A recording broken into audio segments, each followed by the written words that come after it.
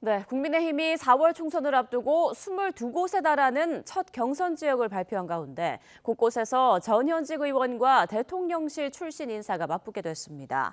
국민의힘 공천관리위원회는 어제 서울 여의도 당사에서 면접 심사를 마친 지역구 가운데 서울 7곳, 인천 2곳, 경기 4곳, 충북 5곳, 충남 3곳, 제주 1곳 등을 경선 지역으로 확정했습니다.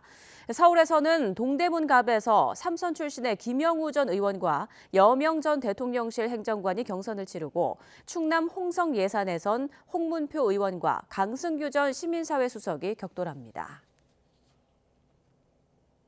국민의힘은 공천 신청자 면접 마지막인 오늘 당의 전통적 강세 지역으로 꼽히는 대구, 부산 지역 후보자들을 심사합니다. 당 공천관리위원회는 오늘 오전부터 대구와 울산, 부산과 강원 지역 후보자들에 대한 대면 평가를 차례로 진행한 뒤 면접 일정을 마무리합니다.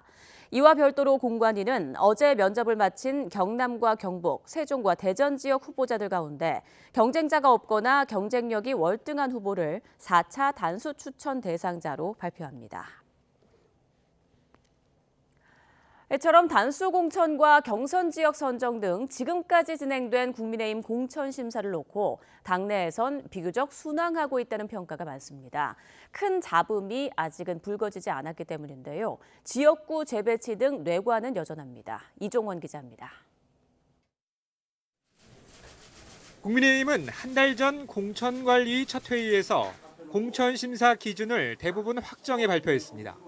현역 의원 컷오프나 감점 기준, 부적격 사유 등이 그때 모두 결정됐습니다. 본 경기 시작 전 일찌감치 규칙부터 정한 건데 한동훈 비대위원장이 보수정당 최초의 시스템 공천이라고 연일 강조하는 이유입니다. 보수정당 최초의 시스템 공천을 실천한다고 말씀드린 적이 있었죠. 그 의미가 이겁니다.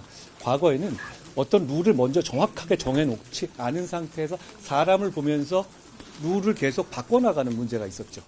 당내 호응도 잇따르고 있습니다.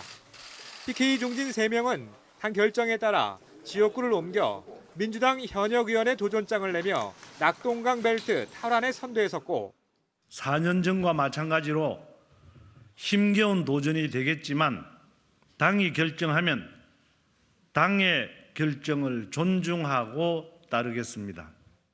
올드보이 논란의 중심에 섰던 김무성 전 대표는 시스템 공천이 정착돼 자신의 역할은 끝났다며 전격 불출마로 선회했습니다. 부적격 판정에 핵관까지 언급하며 반발했던 김성태 전 의원 역시 결과를 받아들였습니다. 저는 이제 물러서지만 이번 총선 우리 당의 승리를 위해 제가 할 수 있는 미력하나마 최선의 노력을 경주할 것입니다. 물론 공관위 순항 여부는 좀 더 지켜봐야 한다는 관측도 적지 않습니다. 비교적 풀기 쉬운 숙제부터 먼저 답을 구했을 뿐 지역구 재배치 등 난제들에 대한 해법 찾기는 뒤로 미뤄뒀기 때문입니다.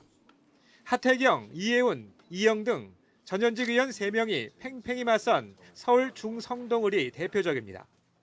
동일한 지역에 중요한 인력들이 지원자들이 몰린 경우에는 좀 재배치 좀 해가지고 좀 굉장히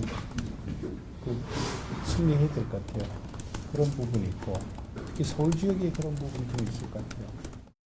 무엇보다 소속 의원 절반가량이 포진한 영남권 공천 심사가 이제야 본격화한 건 여당으로선 부담스러운 대목입니다. 대통령실 출신 인사들까지 곳곳에 출사표를 던지면서 공관위가 어떤 선택지를 고르든 윤심과 한심 논란이 불거질 수 있는 겁니다. 공천에서 배제된 인사들이 개혁 신당으로 움직이려는 좀 타진하는 움직임이 있는데 이거 어떻게 보고 계신지 궁금하고요. 그런 정도의 공공성과 그런 정도의 정치 마인드를 가진 분이라면 가시라고 말씀드리고 싶습니다. 지도부와 공관위는 지역구 강제 조정은 없다고 공언했지만 격전지는 물론 영남권의 추가 재배치 가능성은 열려 있는 상태입니다. 최근 국민의힘 지도부는 공천 과정에서 개파 간 균열 조짐을 보이는 민주당에 연일 날을 세우고 있습니다. 차별성을 부각하는 전략으로 보이는데 남은 공천 과제들을 어떻게 풀어내느냐에 따라 한동훈식 시스템 공천 성패도 갈릴 것으로 보입니다. YTN 이종원입니다.